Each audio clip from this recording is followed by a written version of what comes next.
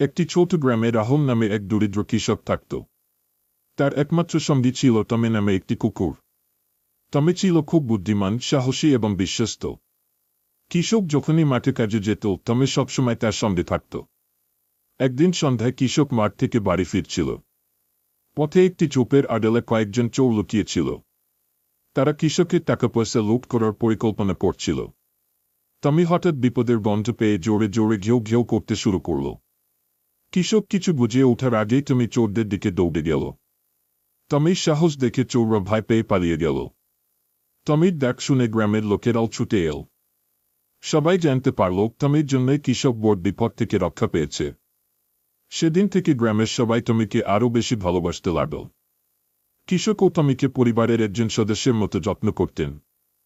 টমি প্রতিদিন আগের মতোই তার প্রভুর পাশে থাকত এবং সবাইকে বুঝিয়ে দিত সত্যিকারের ভালোবাসা ও বিশ্বস্ততার কোনো বিকল্প নেই।